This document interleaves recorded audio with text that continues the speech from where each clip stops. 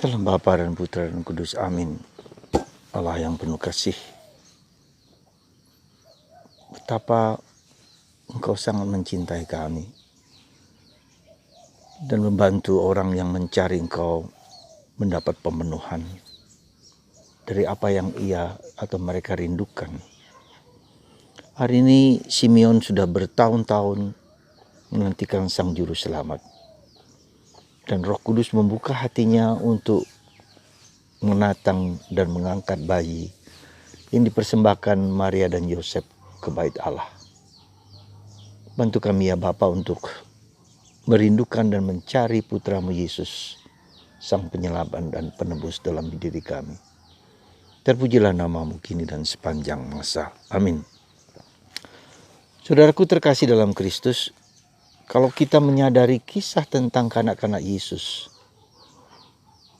ada satu hal yang mungkin perlu kita cermati dengan baik, yaitu peranan Roh Kudus. Sangat dominan sekali bagaimana Lukas melukiskan kerja karya Roh Tuhan. Maria mengandung Yesus dengan Roh Kudus. Maria mengunjungi Elizabeth juga dengan Roh Kudus, dan Roh Kudus itu transfer ke Elizabeth. Zakaria, Elizabeth sendiri, kemudian Simeon, Hana, dan juga bukan hanya pada awal kehidupan Yesus, tapi juga pada akhirnya Pentakosta. Saudara, saya melihat bahwa ini yang sungguh harus kita sadari, karena Rohlah yang membimbing, menuntun, membawa kita kepada Yesus.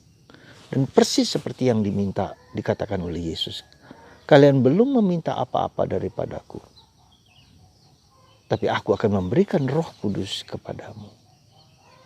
Ya.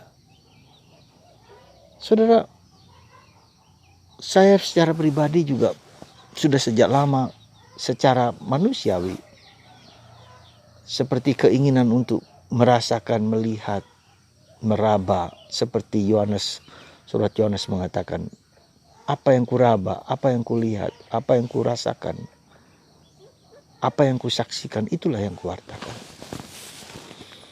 Pengalaman Yohanes Rasul ini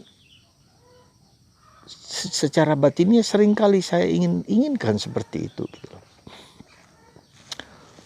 Meskipun kemudian saya mengetahui bahwa Roh Kudus nampak dalam buah-buah kehidupan yang baik. Pengampunan, memaafkan, cinta kasih, belas kasih, dan seterusnya. Buah-buah roh.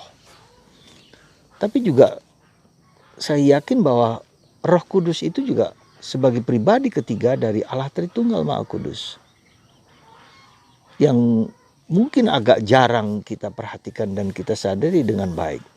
Kita seringkali berdoa kepada Bapa, kepada Yesus, dan hampir jarang kepada Roh Kudus. Nah, para saudara, apa yang menjadi kesadaran saya kemudian bahwa ternyata Bunda Maria dalam mempelai Roh Kudus. Ya, mempelai Roh Kudus. Dan karena Roh Kudus itulah, maka perjumpaan Maria kepada Elizabeth itu transfer. Dan kita bisa mohon lewat perantaraan Maria bahwa Roh Kudus itulah, Roh Allah itulah dapat mendampingi hidup kita, dapat kita rasakan lewat perantaraan Bunda Maria.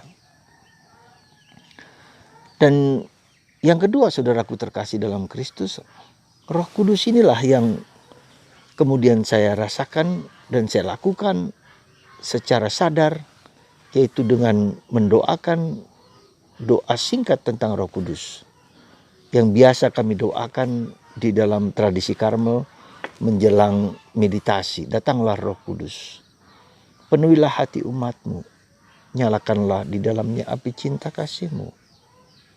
Utuslah Roh Kudusmu, maka semuanya akan dijadikan baru lagi, dan engkau akan membaharui muka bumi.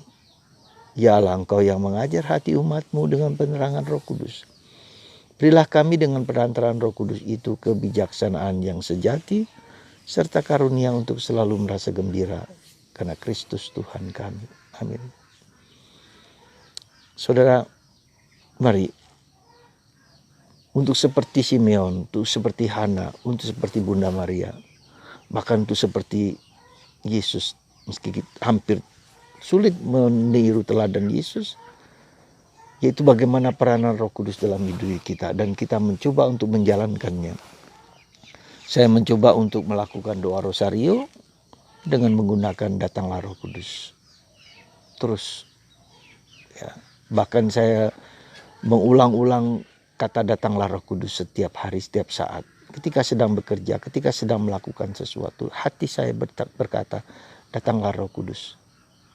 Dan saya merasa bahwa darasan rema datanglah Roh Kudus itu sungguh memberikan kedamaian, ketenangan ke dalam hati saya, ke dalam pikiran saya. Karena Roh Kudus itulah memiliki sifat sebagai roh hikmat, roh pengetahuan, roh pengertian, roh keperkasaan, roh takwa, roh takut akan Allah.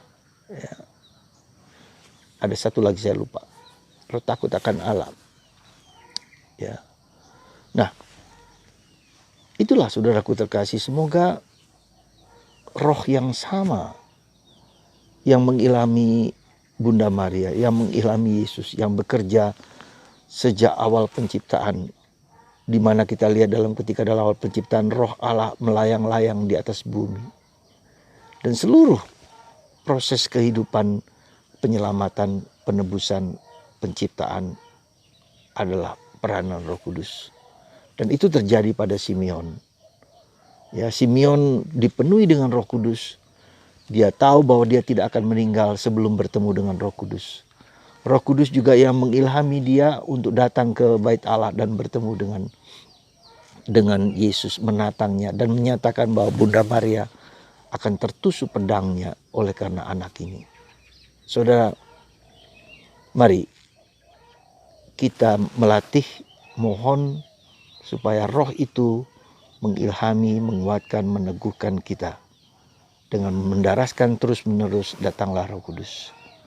Saya kira hidup kita akan sangat jauh berbeda, lebih tenang, lebih damai. Karena roh yang ada dalam diri kita, kita sadari kehadirannya. Kita sadari karyanya dalam diri kita. Semoga berkat Roh Kudus kita semakin mengenal Yesus. Bukan hanya semakin mengenal Yesus dengan benar, tapi juga semakin menghayati, mendengarkan suara Roh Kudus itu yang bersifat pencerahan, yang bersifat hikmat, yang bersifat pengertian, keberanian, dan ketegasan, kekuatan. Semoga Tuhan memberkati Anda. Mohonlah selalu Roh Kudus dalam situasi manapun juga, supaya Anda dibimbing dan dituntun untuk melepaskan dari segala belenggu, melepaskan dari segala ketakutan, melepaskan dari segala kecemasan, dan melepaskan kita dari kuasa bahkan kegelapan, dilindungi, dijaga, dan pelihara. Tuhan memberkati Anda semua, Bapa dan Putra dan Roh Kudus. Amin.